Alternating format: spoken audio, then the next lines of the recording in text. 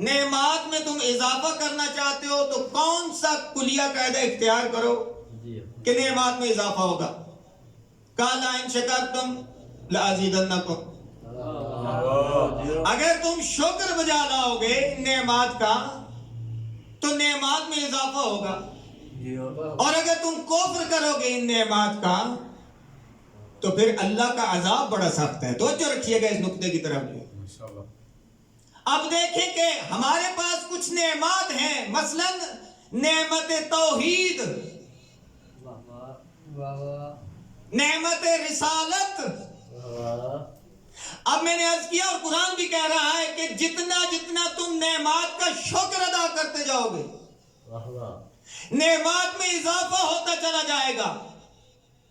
تو عرض کر دے تو جملہ عرض آپ کی خدمت میں پیش کرنا چاہتا ہوں کہ نعمت توحید کا شکر ادا کرو گے تو نعمت نبوت کی توفیق ملے گی، اور جب تم نعمت نبوت کا شکر ادا کرو گے تو نعمت ولایت سے سرشار ہو جاؤ گے۔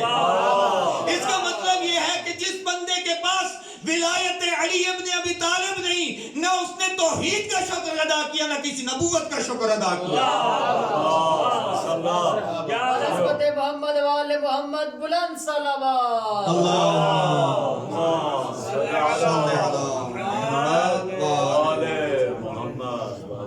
شکر پروردگار ہے اس ذات بابرکت کا کہ جس ذات نے ولایت علی تک پہنچنے کے لیے ہماری ماں کو ہمارا وسیلہ قرار دیا۔ وسیلہ قرار دیا، یقیناً اس میں کوئی شک نہیں ہے۔ اب اگلا نقطہ عرض کرنا چاہتا ہوں کہ یہی نعمت جو سلسلہ تسلسل میں لے کر آ رہا ہوں کہ نعمت کی مثلا اس کو شمار کرنا ممکن نہیں، پھر اس کے بعد جو ہے وہ کیا ہے نعمت علی ابن ابی طالب علیہ السلام، پھر آگے جو ہے وہ کیا ہے روایت میں نے ایک روایت پڑھی اور واقعاً بڑا مسرور ہوا کہ اس نعمت عظمیٰ کی محبت میں صرف میں اور آپ خوش نہیں ہوتے، خود پاک پیغمبر بھی خوش ہوتے ہیں۔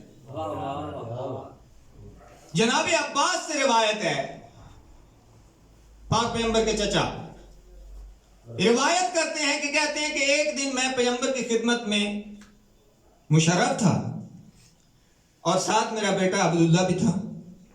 پیغمبر کی خدمت میں بیٹھا ہوں، اتنے میں علی ابن ابی طالب علیہ السلام تشریف لائے اور اس کا اثر کیا ہوا، پاک پیغمبر کا چہرہ کھل اٹھا، خوشی سے مسکرائے، اور جناب عباس رہا نہ گیا، کہا کہ اتحب ھذا، یا رسول اللہ کیا آپ اس شخصیت سے محبت رکھتے ہیں؟ پاک پیغمبر نے عجب جملہ فرمایا کہ فقط میں محبت نہیں رکھتا بلکہ واللہ اللہ اشد حبا لہ،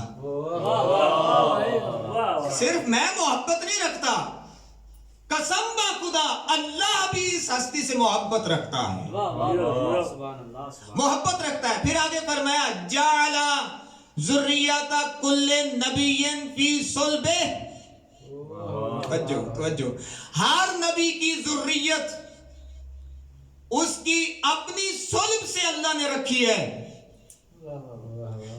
جعل ذریتی فی صلب علی ابن ابی طالب،